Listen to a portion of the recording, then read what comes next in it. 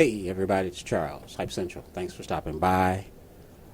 Before I go any further, let me say this. Let the words of my mouth, the meditations of my heart, the stewardship of these hands be acceptable in thy sight, O Lord, our strength and our Redeemer.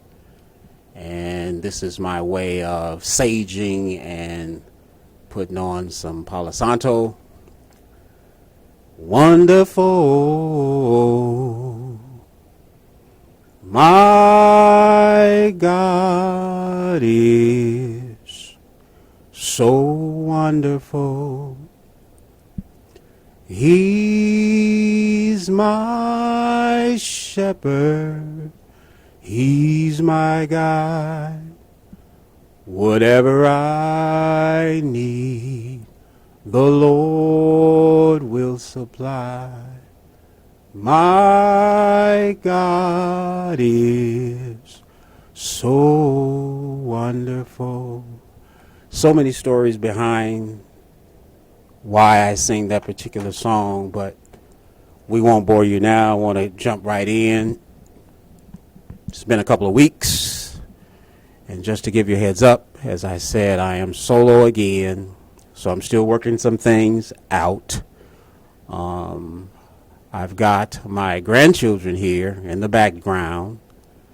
I made sure to feed them early this morning, pancakes, sausage, an egg, broken yellow, and a cup of pineapples for each one.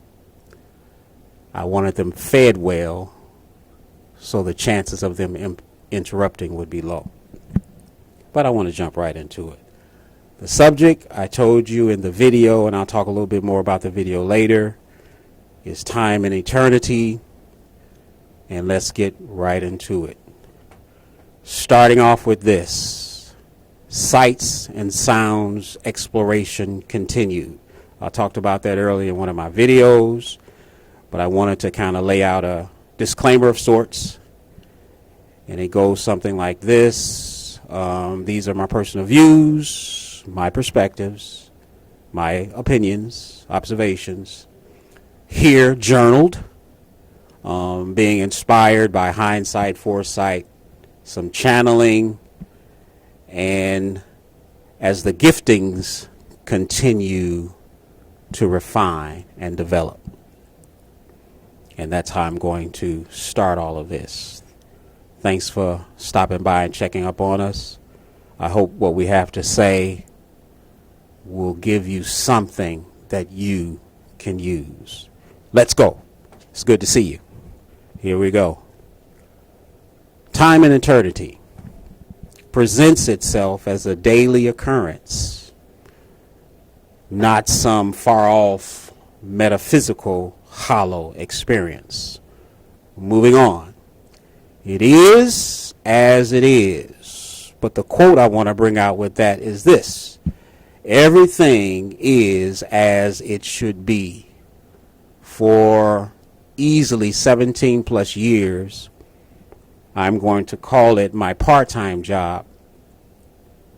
My boss or my supervisor, when asked or told good morning or how are you doing, he would respond with the words, everything is as it should be. So it kind of stuck in my mind for all of those years, even now. And this is within time and eternity. And I talked about this place before. I was relegated to the Time Life building downtown Chicago, between the streets of, if I be not mistaken, it's been a long time, Ohio and Illinois Street. Pretty broad area between those two streets right in the heart of downtown. And anytime they had that, I think in November they had that marathon, I would watch the people get, because that would be the starting point near Millennium, and I would see them coming up over the hill, and that is a sight to behold, those thousands upon thousands of people starting off on that marathon. But I digress. Moving on. The life presently lived is the daily life that predestines your eternity. Make choice or choices and decisions you must and get to living your life. Bet. Moving on. About manifesting. Manifesting, a great tool or option that can add to the quality of your current life. In addition, enhance your 3D reality or experience to what you want to have in the here and now. Again, your present 3D reality or greater. But let's peek in on another apparent, and one would think the obvious. Moving on. The relationship you hold with whom you adore, whom you serve, whom you worship, whom you venerate, whom you imbue power, authority, veneration, honor, glory. This sovereign in whom you trust and rely, most certainly on occasion and without any pressure or intervention on your part, should want to do a little something for you in reciprocation for this devotion and adoration that you have. At least every now and then. Just a thought, just an observation. Don't beat me up. I've got you are theirs, correct? The whom that you honor, the whom that you adore, the whom that you revere, and they are yours, correct? So I'll wait as you reflect. FYI, just a FYI, the Almighty has declared that eye has not seen, nor ear heard, neither has entered into our hearts the things that he has prepared for them that love him. Are you among his gifted list? Ashe? I'm going to loosen up in a bit. Let me get into this. And the reason why I said, are you a part of his gifting list? I had in my mind when I wrote this down, Santa Claus, those that follow Santa Claus. He's making his list and what? Y'all say it. Checking it twice. That's right. Praise break. This is the first praise break. I'll have a few of them along the way. I'm gonna loosen up in a bit, everybody, but bear with me as I'm letting the car warm up. First praise break. It's a beautiful morning. Anybody ever heard that song before? It was performed by the Rascals. Makes me want to go outside for a while and just smile. Just a part of my prologue as I'm opening up. And let's go a little bit deeper. Here's a line for you. I can't live without my radio, says LL Cool J. And the sort of songs that I listened to while performing the third shift on that security job that I mentioned, the boss's name was Frank, who would say everything is as it should be, but every now and then the shifts would fluctuate. So there was a period of time that I did work the third shift. And during the third shift, I would use my radio or either my little card, if you will, that I would put in the system. They probably didn't want us to do that, but I did, to listen to music to get through the night. And what do I have down here? That would the type of songs I would listen to would be the type that would bide time within my psyche, sort of saying, hey, I think I can get through this. I think I can get through another night. And apropos or no, one of the songs that would come up is Night Shift. Night Shift. Hilarious, right? Night Shift. This song was created in tribute to the passing of Marvin Gaye and Jackie Wilson. They passed within a month or months of the same year of the coming out of this song. I think the song came out in the mid-'80s, something like that. So a year prior to this song coming out, it was written in tribute to the loss of Marvin Gaye and Jackie Wilson. I found that no matter the proper rest that I got prior to that third shift, always between the hours of 1 and 3 a.m., I found those to be the most challenging, and I would use music to kind of help shore me up and give me some energy to get through the night. And the main thing about those hours and listening to music to help carry us through or carry me through was just waiting for the dawning of the day.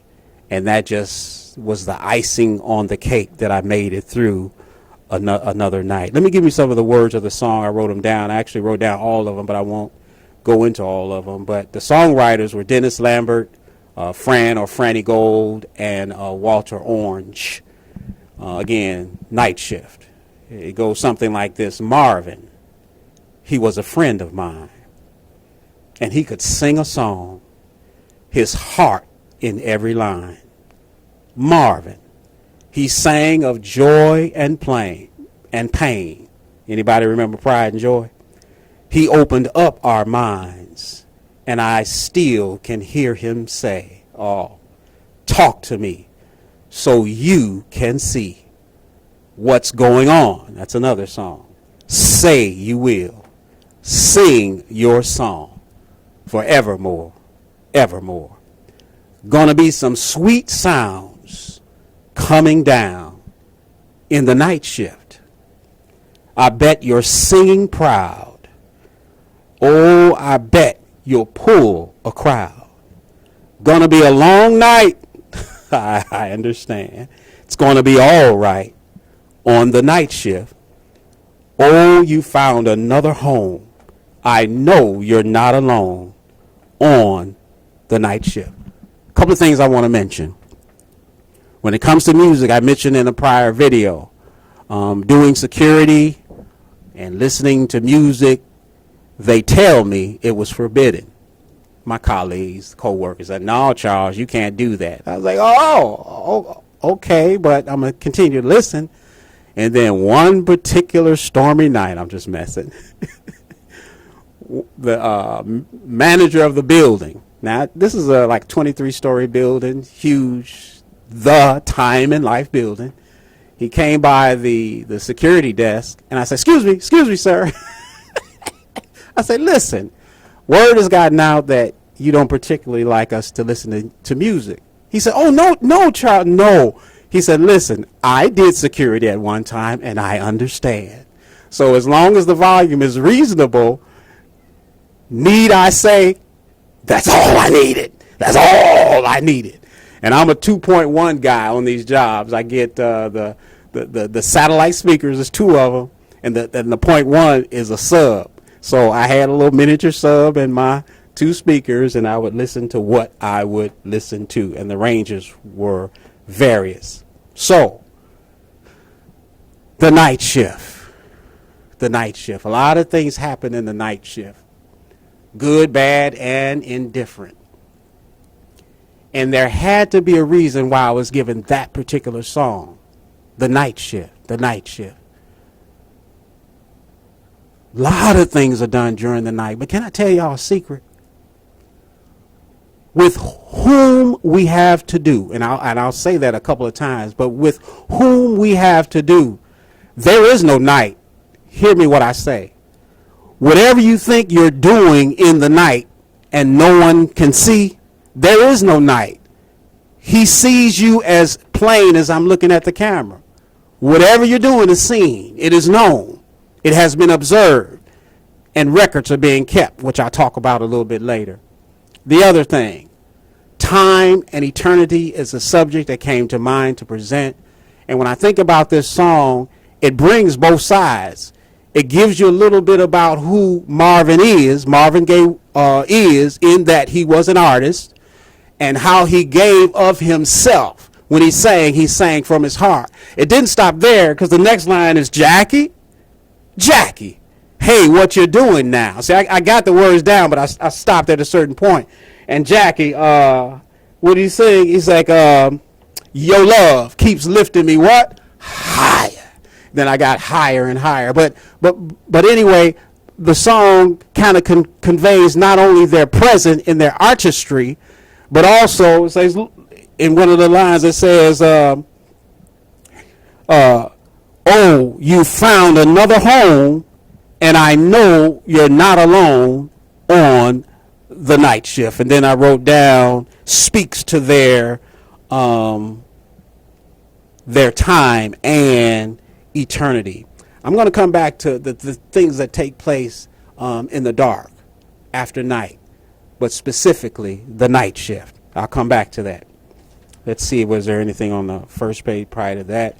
You hear me say I wrote it down. I laugh at that when I review the videos, and I was like, and then I wrote, of course I wrote it. I make it my business. Let me convey a couple of things before I move forward.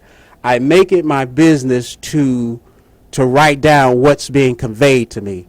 Sometimes the journaling are in different places, and I gather them. And what I found over a period of time, that there's a progression. And why we're piecemeal sometime like that, it's probably integral to our sanity. I don't know.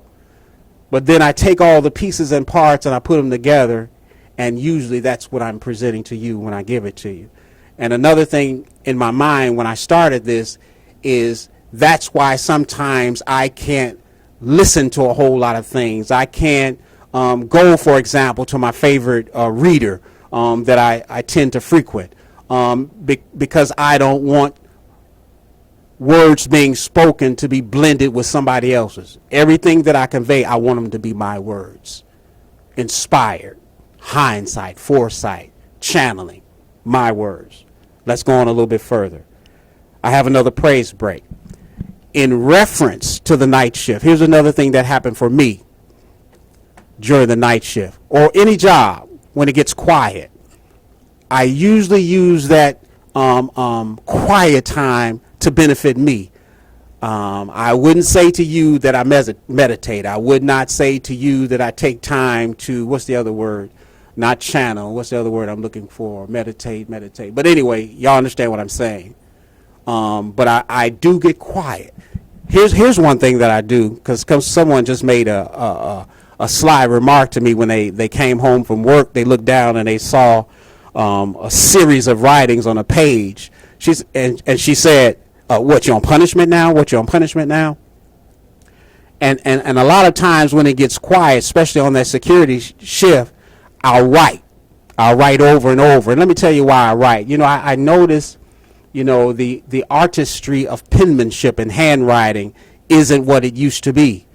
When I look at other cultures and they're sitting down and they're practicing, I'm going to use the word fonts, but you understand what I'm saying. There are different styles of writing.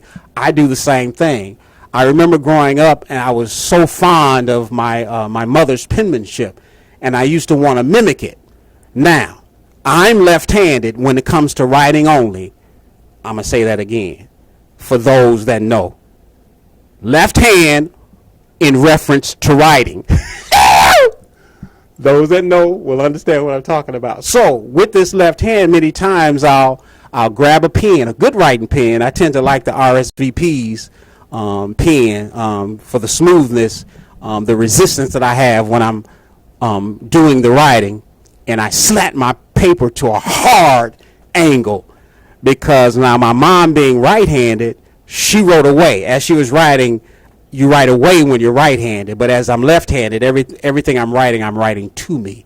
So I would write things over and over again. I remember, and some people that know me will understand this. It's like NFA is a premier independent provider of innovative and blah, blah, blah. I would write that over and over again, to learn that that text, but also to practice my penmanship in doing it. So let me move a little bit further. So the other thing I would do is I would take time to reflect on what life is, what it has been, how I have been bought, the next change. I remember specifically, this is all a sidebar. It's been about 13 days since I uploaded the video. I don't know when I'm coming next. I don't have anything in queue coming next. So bear with me. Go get a drink or whatever, or go to someone else. It's fine. But I'm going to get this out of me and off of me.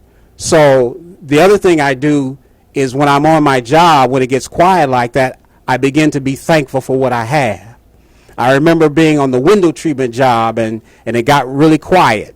You know, no customers were in the store. And I started walking around and I started communing with whom I have to do. Letting Source, the divine, God, the Almighty, the Most High, know how much I appreciate the job now. I remember saying to him one day as I'm speaking to you in this camera, I was like, but you know, my next job, I said, my next job, I was like, I don't want to drive my own vehicle. I said, my next job, I don't want to have to look for clothes. I prefer a uniform. And this is the way I was talking to Divine. It was quiet. And it was just me and Divine in communication, me and God in communication. And wouldn't you know it? I said something about this in one other video when that job closed down. They told me that they wasn't going to allow us, wasn't going to keep us from getting unemployment and so on. Those that follow the video will know what I'm talking about. But when that job closed down, they shuttered all the stores. And after that job closed, the next job that came up was Orkin Pest Control. Orkin, after Radio Shack, Orkin Pest Control came along. Now, when Orkin came along, they had the Ford Ranger. It was manual shift. I had a vehicle. I could take it home, do whatever. Orkin, of course, had their own uniforms. And I had to reflect back on, those times where I was in communication and, again, thankful. So, but it's something about when it gets quiet. And that leads me to my first official praise break, and that's this. The sound of silence came to mind. The sound of silence. Paul Simon wrote, performed that song. Listen to some of the lines of that song, and I'll come back to some of the words that I have written down. Hello, darkness, my old friend. I've come to talk with you again. Because a vision softly creeping left its seed while I was sleeping. And the vision that planted in my brain still remains within the sound of silence. I'm restless. In restless dreams, I walked alone. Narrow streets of cobblestone. 'Neath the halo of a street lamp, I turned my collar to the cold and damp. When my eyes were stabbed by the flash of a neon light that split the night and touched the sound of silence. And in the naked light I saw 10,000 people, maybe more. People talking without speaking. People hearing without listening. people writing songs that voices never share. No one dared disturb the sound of silence. There's so much more. Just the first line alone, hello darkness, my old friend. Now, if you do the research on this song, you'll find that, in fact, this was a name given to probably his best friend, I think in college, who was facing the loss of eyesight, the loss of seeing. And he termed him darkness, and that's where it comes from. But as I began to review the lyrics of the song, something about that first line, hello darkness, my old friend. It's layered in topic and discussion, which I won't do now. But during those quiet times doing security, I had plenty of time to think, to review, to consider, to contemplate. Maybe that's the other word. Meditate and contemplate about many things. And I counted those times precious. What are you doing during your quiet times? Times is the operative word, time. Let's begin. Time and eternity. Finite in nature, time. Finite.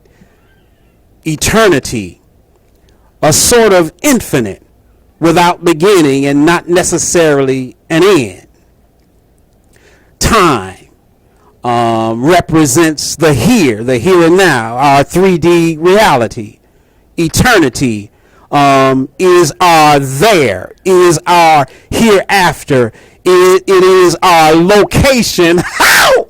Yet to be determined. Let me continue. Now, I just talked about journaling. I took what was journaled and I transferred them to my legal paper, and this is what I'm communicating to you now with under the subject time and eternity.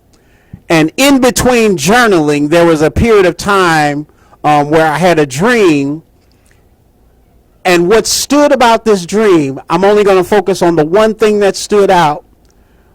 Either the kitchen or the dining room, because I only saw one chair, there sat a cockroach.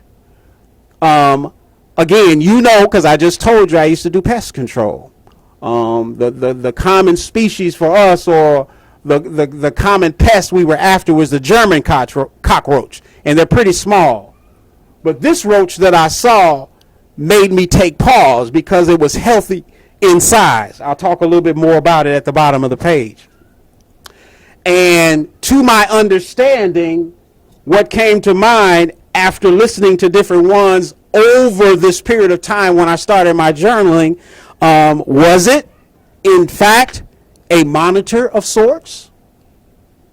A monitor of sorts, doing a sort of surveillance, scent. I'm going to stop right there. Moving on, because I wrote down the description of what it looked like and all of that, but I'll come back concerning the cockroach. Our present time is the subject that I'm focusing on right now. There's time and eternity. Right now I'm talking about time.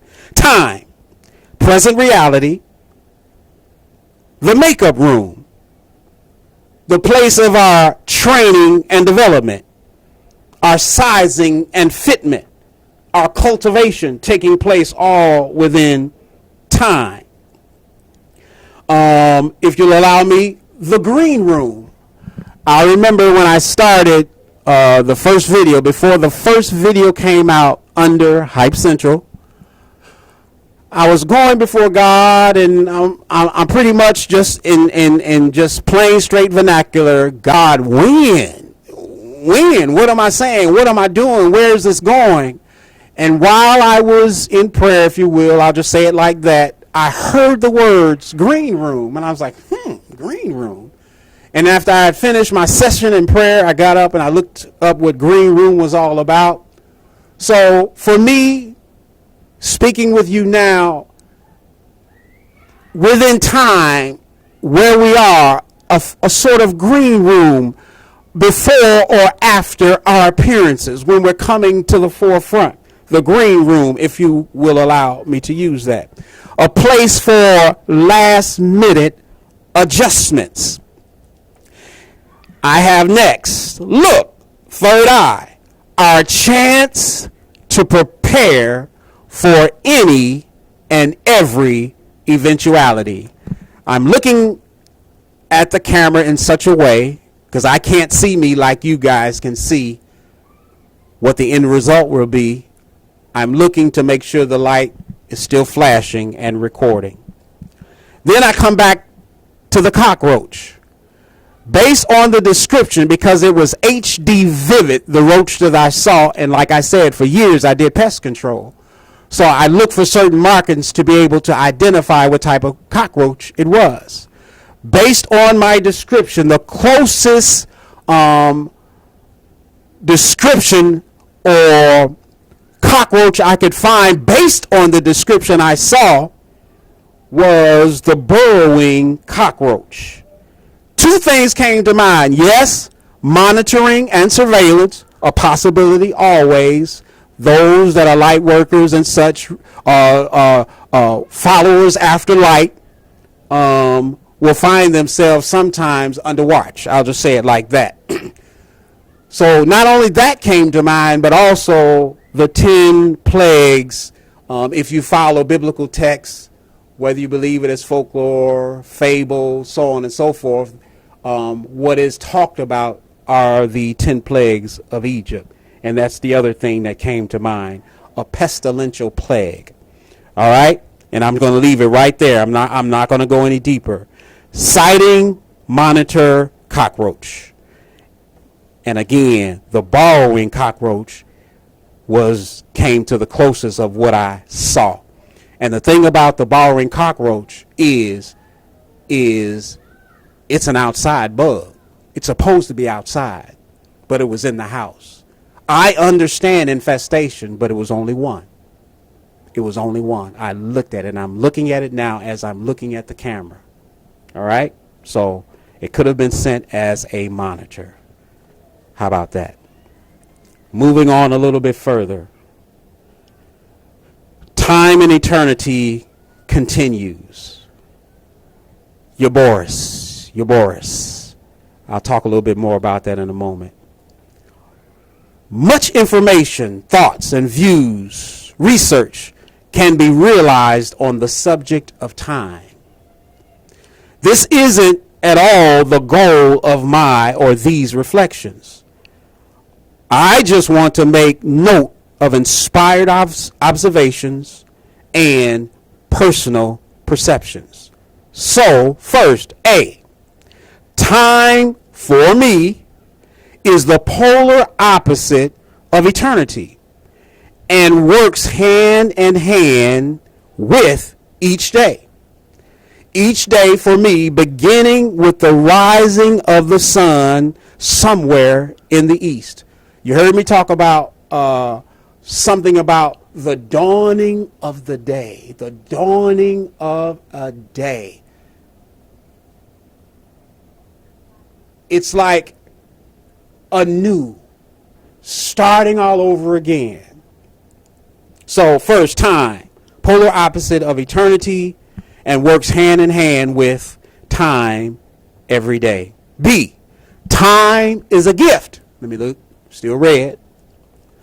Given to each individual without payment, willingly bestowed by source, the divine, creator, Ra, Allah, the Almighty, God.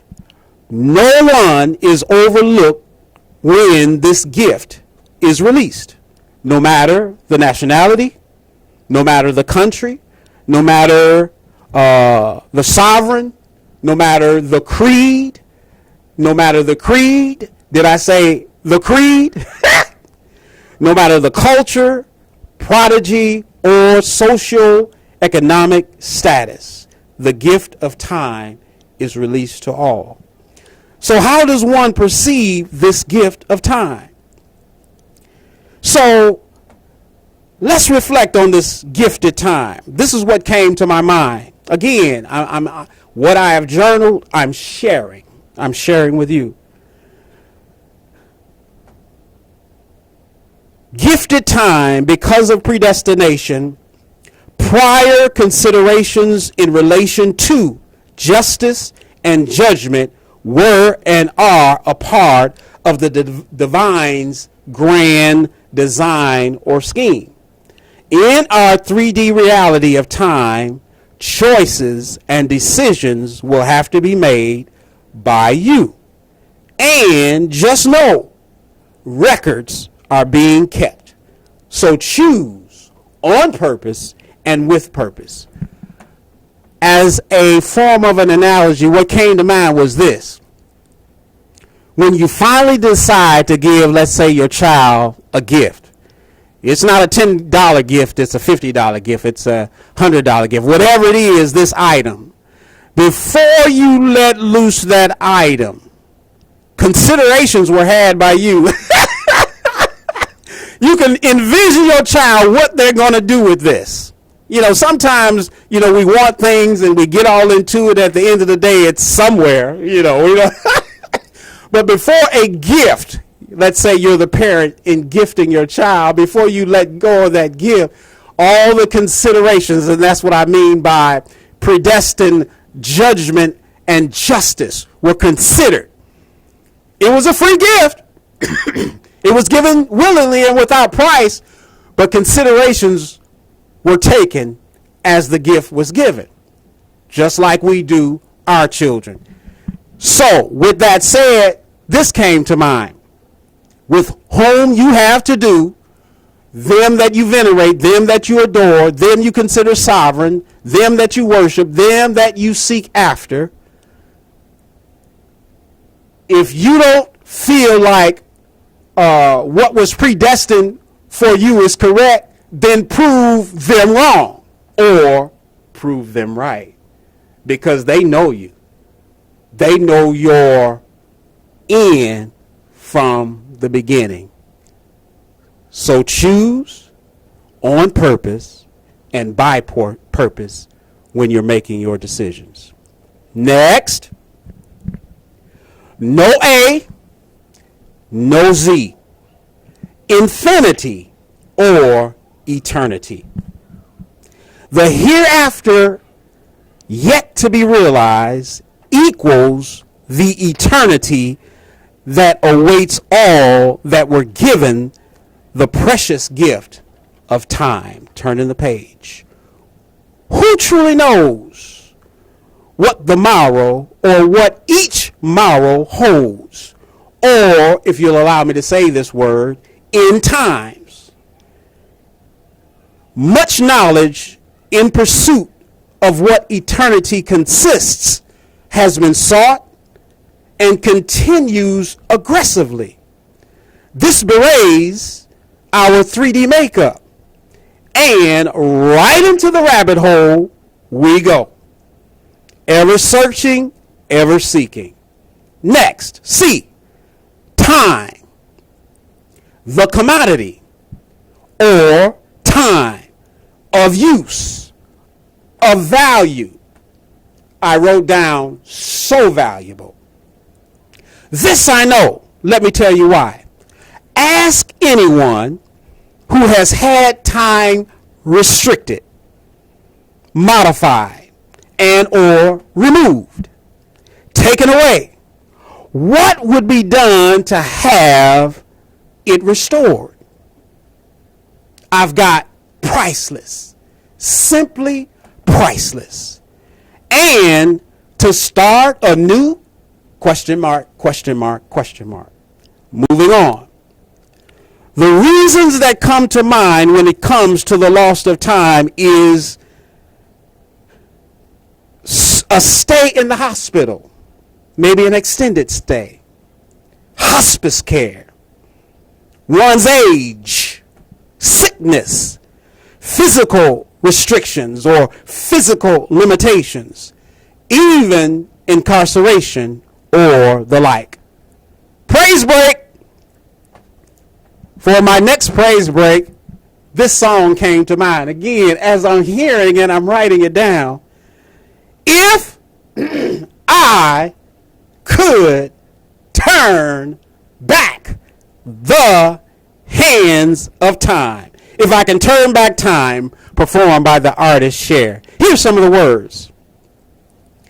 If I could turn back time, if I could find a way, I'd take back those words that have hurt you and you'd stay. I don't know why I did the things I did.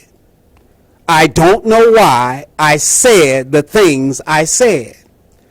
Pride's like a knife. It can cut deep inside.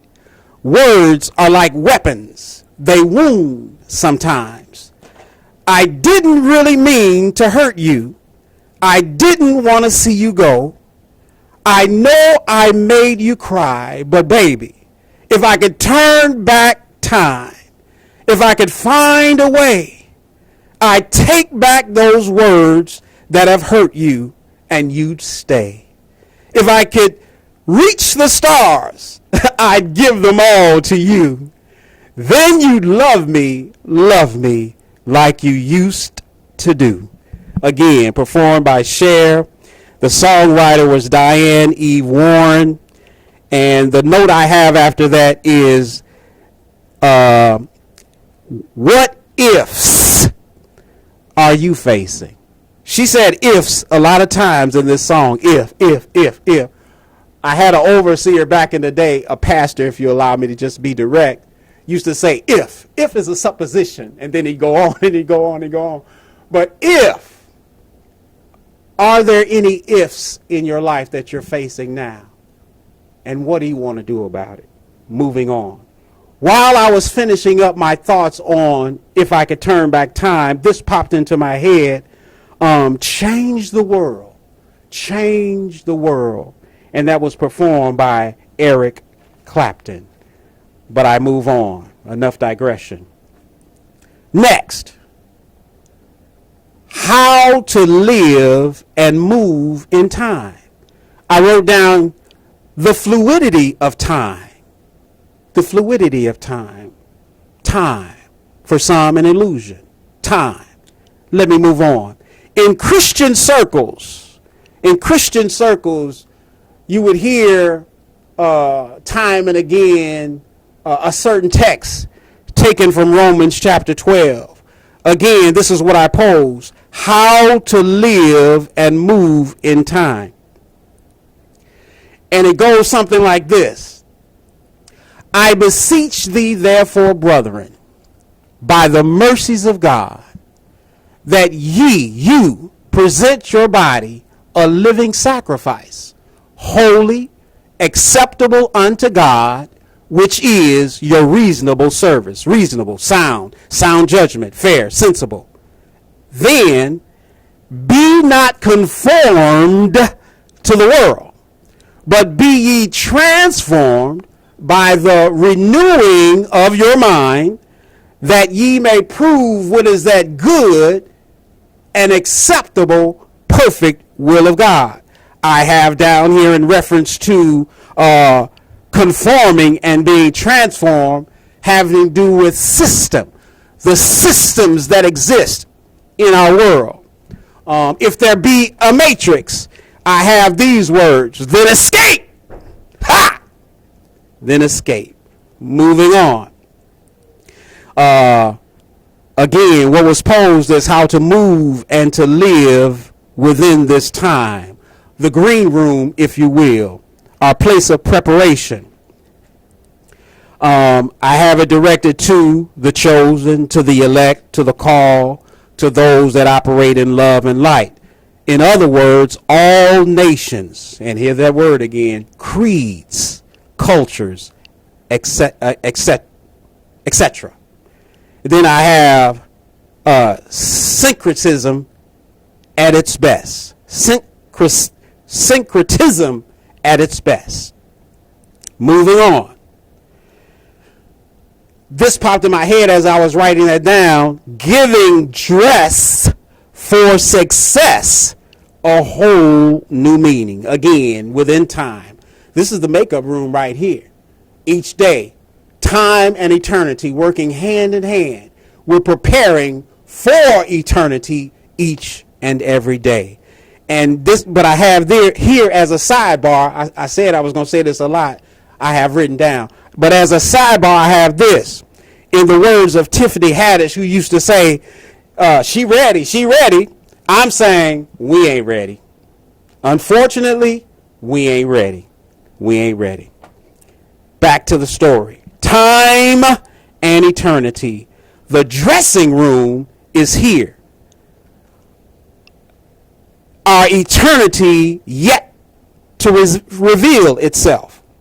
To everything, there is a season and a time to every purpose under the heavens. And that was taken from Ecclesiastes, the 3rd chapter. Again, taking scriptural text. Now I'm going to stop right there because I'm about to head in another area. Sacrifice. I talked about the night shift early on, and a lot of things take place in the night. Some people do things that can't be talked about, and trouble not follow them because it revealed itself. I also said that as far as with whom we have to do, there is no night. Whatever you do is seen. It may as well be the sun at its highest point, because whatever you're doing, whatever you've done, it was seen or it's being seen. Now, with that said, just this morning, right before I leaped from the bed, I saw, this wasn't a dream. It was one of those, I would say a vision, because I was wide awake. And the thing about it, I had the cover over my head, and there was a peak of light coming in because my counterpart still had the television on, so I could see the light coming in from beneath the cover. But I saw before me first a hand. And the hand, if I were to give you left hand or right hand, I would say it was the right hand, was full of bands. You know how some, I'll just say, light workers, you know, sometimes they carry their beads, etc., etc., etc. So it was a hand like that, and it was full of some sort of representation in the form of beads, bands, and all of that. But it was one hand, a single hand. And when I saw the hand, the word that popped in my head was conjuring. And I was like, The next thing that revealed itself before me, after I saw that hand and then I heard the word conjuring, I tilted my head to the left and my eyes caught the light. And within myself, can I just be honest, I was like, oh, there it go. I'm not going to see anything else. But now I'm still seeing. So I put my head back up under the covers, and in seeing the vision, this is what I saw next. I saw what appeared to be an innocent. This is YouTube, so I'm using my words with care. And I'm saying that now going forward, everything I say after this. So there was an innocent, and this innocent happened to be female, and they were laying down on whatever, a table, because I could not see the whole thing, but I knew that was an innocent laying down, and if I was standing over that innocent, the part that I could see was the left arm. Let me see. That would be her right arm, and I can see this area. I'm hesitating because I don't know if you can see my arm. All I could see was her arm, her upper torso, right at the chest, but it was an innocent, meaning extremely young, laying there in a sedated fashion, and that was it. And immediately after that, I got up. The word conjuring, and then I see that hand, and then now I see the innocent laying there again. The night shift. A lot of happenings take place in the dark. when the sun goes down. I don't know if that makes the whoever's doing the stuff feel better or feel like they're not known. I'm telling you, you're known. I'm telling you, records are being kept. Time and eternity. There's nothing hidden. There's nothing done in what you see as the dark that shall not be revealed. Let me come down and come back. Here we go. Moving on. Sacrifice. That's why I brought it up. Sacrifice. Here we go. I talked about to everything there is a season and a time to every purpose under the heavens. Ecclesiastes 3rd chapter, verse 1. And then I wrote these words. Our now, time, circled, determines our later, eternity, circled. Now later. That's what came to mind as a chuckle. I was like, now laters. I don't know if the now laters of today are the now laters that I grew up with. Because that was definitely breakfast going to school on some morning and sour grapes. But anyway, I digress. And the next thing I wrote down is this. Class, teach, training, type of school, and then the words future eventualities. Moving on. The subject changes. And I'm writing it down as I'm hearing it, as I'm seeing it. I'm transposing what was journaled. This is what came next. Light and dark. In between our determination, in between our efforts, in between our focus in dressing for success. Again, time, our place of preparation and development, like Jackie Wilson, to go higher and higher. The place where we elevate, the green room. And then I have thy will be done. Ashe. Moving on. In between all of that preparation, warfare. There's a battle that continues, yes, in the 3D, but beyond. The word that came to mind when I was writing is this: the war of attrition. Now, when I looked up the war of attrition, it's actually a war. It was the war of attrition. And I think it was in the 1960s or something like that. And I was like, well, no, I don't want to go with that. So I looked a little bit further because, it came to me, attrition, war of attrition. So I find that there is what is called attrition warfare. Attrition warfare. My understanding of attrition is this. It's two opposing. It is two opponents going at one another to wear one or the other down. It's an ongoing battle that continues and continues. It is my understanding, I don't know if the war of attrition in the 1960s actually ended. It probably just stopped. Hear me, stopped. But for us that are in the makeup room, for us that are in the green room, for us that are dressing for success within time and eternity, there's warfare going on. It is a warfare tactic. Attrition warfare. Constantly under attack in one form or another. Things happening here and things happening there. Let me move on. I have, but just know, source, God, Ra, Allah, the divine, the most high, God, the noted and the notable, God. Of late, I've been reciting to myself these words: the Lord is my shepherd, I shall not want. He maketh me to lie down in green pastures. He leadeth me beside the still waters. He restoreth my soul. He leadeth me in paths of righteousness for his name's sake. Yea, though I walk through the valley of the shadow of death, I will fear no evil, for thou art with me. Thy rod and thy staff, they comfort me. Thou preparest a table before me in the presence of my enemies.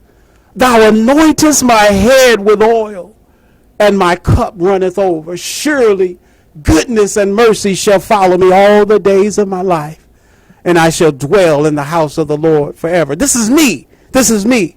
And I hear often from the airwaves, from even readers, these words, no weapon, no weapon. No weapon that is formed against me, attrition warfare, shall prosper. But it doesn't stop there, you all. It says, in every tongue that shall rise against you in judgment, you shall condemn. Look, the deceiver, the accuser of the brethren, is always looking for something to accuse you of. Yeah, light worker indeed. All right. What about this? And what about that? Always accusing. But look, we will experience victories along our path, victories along the way, even while we're being trapped within time and eternity. So don't lose heart. Don't lose heart. The Lord our God will give you all you need and more. Then I go on to say, because this is what I was hearing, in warfare there is, to be honest, I wrote down fairness. Let me explain. I said that the enemy doesn't fight fair. Remember I said that? And I was like, now you've been warned. Now you know going forward, whatever tactics are used, including attrition warfare, you've been warned. The enemy might not necessarily fight fair, but you've been warned. I'm minded. Something just popped in my head. There was a period of time where boxers, those that follow boxing, there was a period of time, I think even, what is this guy's name? They got all this money, retired, won like 51 fights or 50 fights or something along that, but never lost one or something in his professional career. I don't know why I'm not able to call his name right now, but I think there was a period of time that he punched someone. And it came down to this, that going forward, the refs would let them know, be ready at all times. Someone knows what I'm talking about, but to be ready at all times. So, the same with us. So, whether in fairness or not, be ready at all times. But in warfare, even in our 3D reality, there is a certain etiquette that exists in battle. You ever heard of the Geneva Convention? You ever heard of civilians being taken out and they have nothing to do with the actual war, but whoever the opposing force is decides to go after innocents? Just like my word earlier, the innocence, that female laying on that table, an innocent.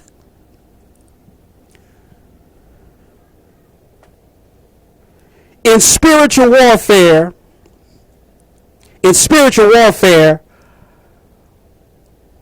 authority imbues us with power to wield against the attacks of our foe.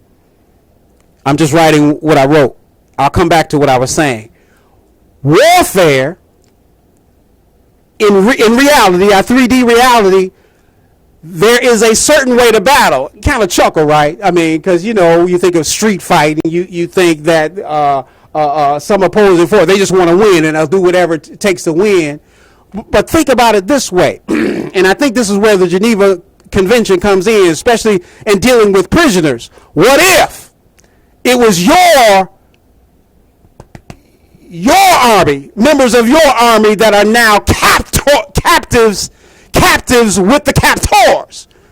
You would want them to be treated with a certain degree of respect.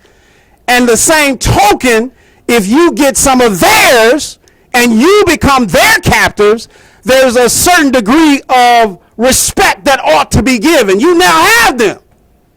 They're prisoners. So this is what I'm saying. So there's a certain etiquette that takes place, but that doesn't mean that that etiquette will be followed. Again, be ready at all times. And I said all that to say this. They used to say when we were growing up, in the army of the Lord, I'm a soldier in the army. But listen, the thing is in spiritual warfare, everybody can't be a scout. Everybody can't be tactical. Everybody can't be the strategist. Everybody can't be the captain. Everybody can't do artillery, and everyone can't be specialists. Everyone has his place in the 3D warfare. But I'm here to tell you it's the same thing in spiritual battle. Look at it this way.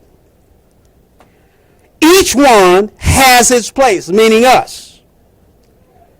Each one of us have our appointment and our targeted specialty. I have before, during, and after a battle commences. Let me move on.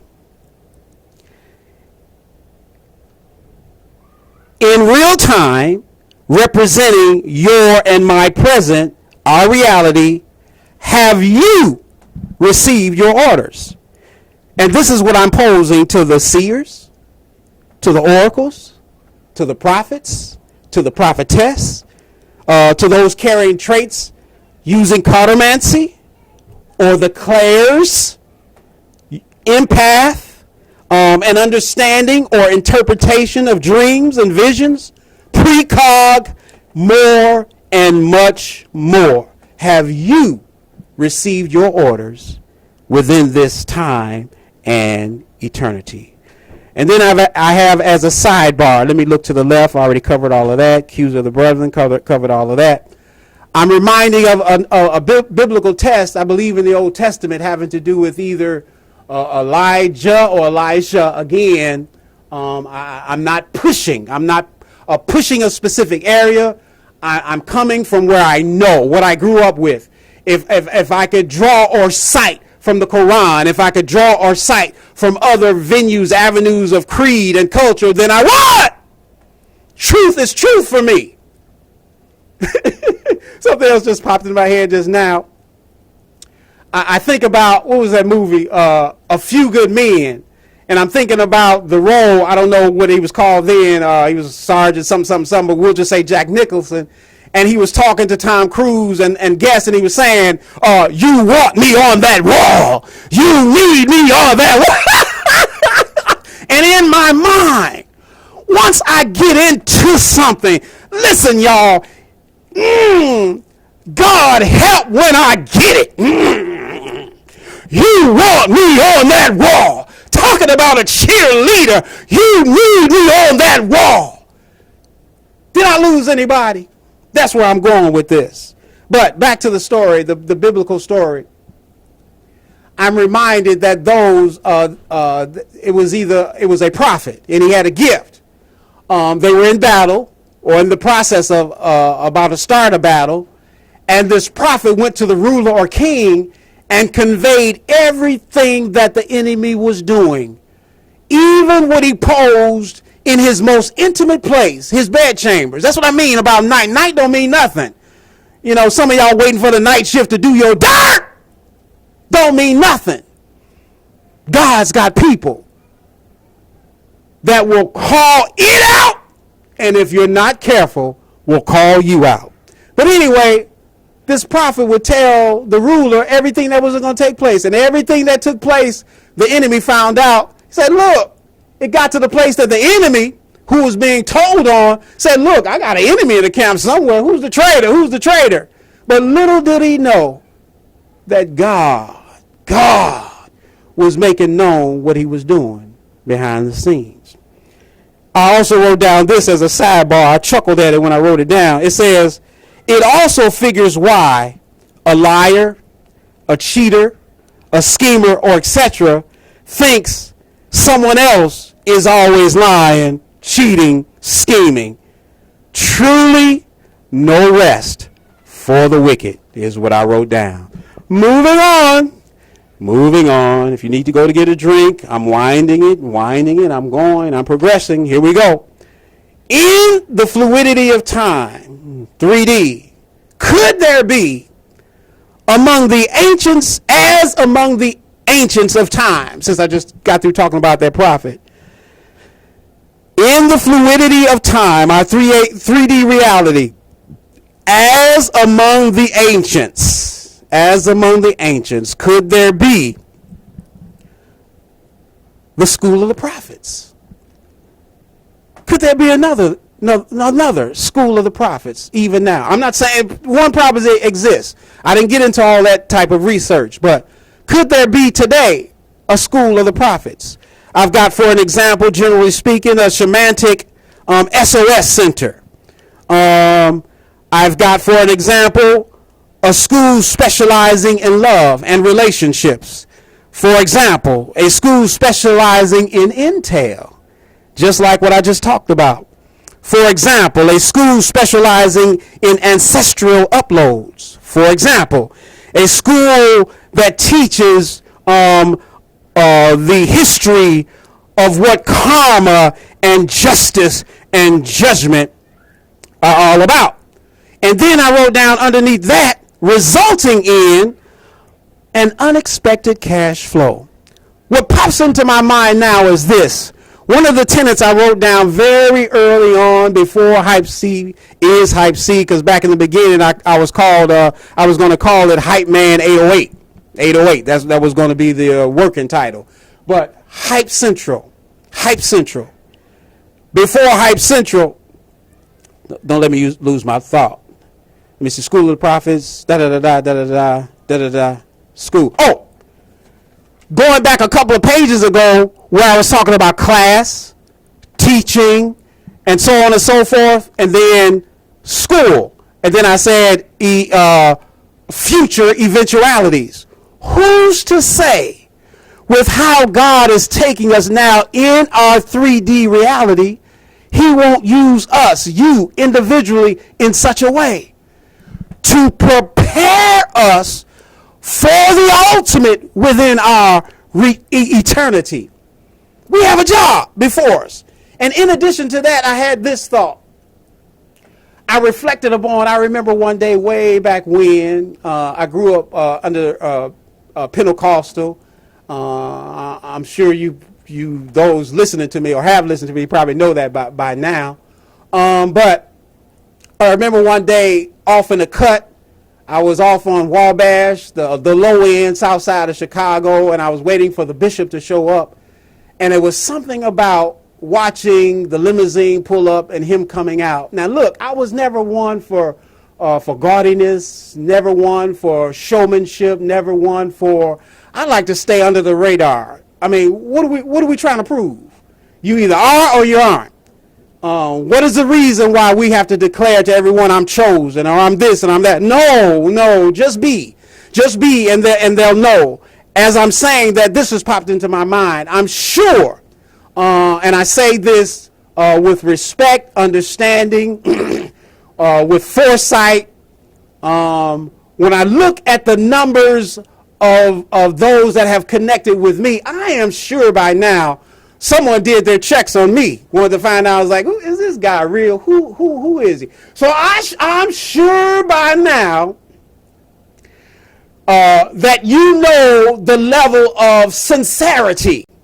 You know the level of focus. You know, bottom line for me, can I just be myself? I ain't playing with this. I even said early before in one of my videos, I was like, look, Father God, Lord God, this arena that I'm walking into, I am unfamiliar with. Are you sure you want me? Some of the words that are coming out of my mouth here, they're coming out with passion because I believe what I'm seeing. But I said to him, if this isn't what you want me to do, I'd rather you take me out of here, because I don't want to be responsible for his people. Not like that. Not like that. Here's another secret. I kind of toy with the fact that I would mention or know. Until this very point, as I'm looking into the camera, because I grew up such a way.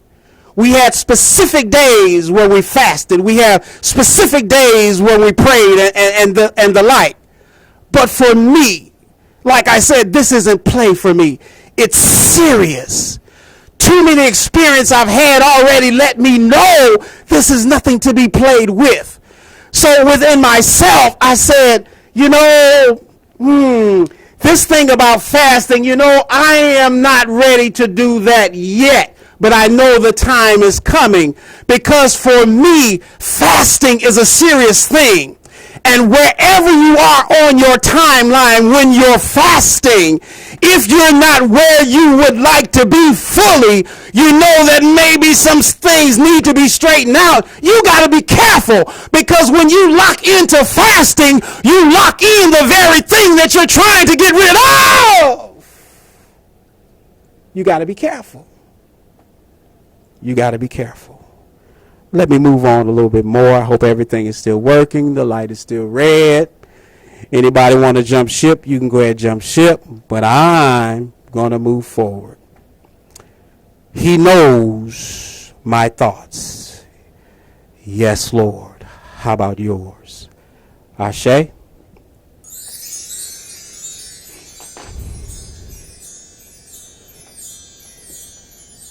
Who comes to mind for you?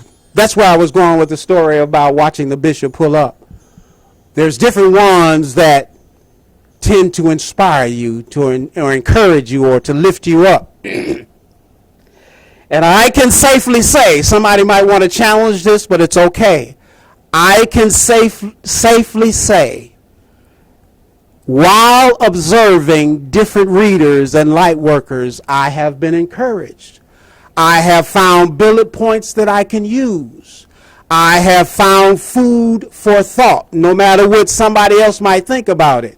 Like I said, the more areas I learn about, the more areas I can draw from or cite from. Again, you want me on that wall. Let me leave that alone. Like I said, we ain't ready. Let me go a little bit further. Fluidity of time, finally. Cause and effect. Time. Remember, we have time as a structure, a necessary within society. No matter the fluidity of it, no matter the illusionary thoughts of it, it helps. What do I have down here?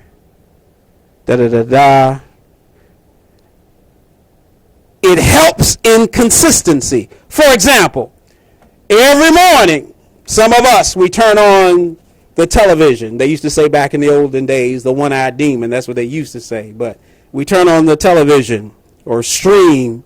We've got Good Morning America. Good Morning America isn't a good morning or a morning until a certain time passes. Then it becomes Good Morning America. We have daily reports that are taking place. We have journals that have to be to be kept up for accuracy and timeliness. We've got markets that begin every day. Markets open at a set time every day. So time is a necessary. Moving on. I'm changing shifts. And I thought this was highly interesting because it came out of nowhere. When I say came out of left field, but there has to be a reason. So I'm going to go ahead and tell you what I got. I've got these words. Therapy pet. Therapy pet. A change in shift and perspective, but it's now about a therapy pet. I was like, I took pause. Where did that come from? Therapy pet.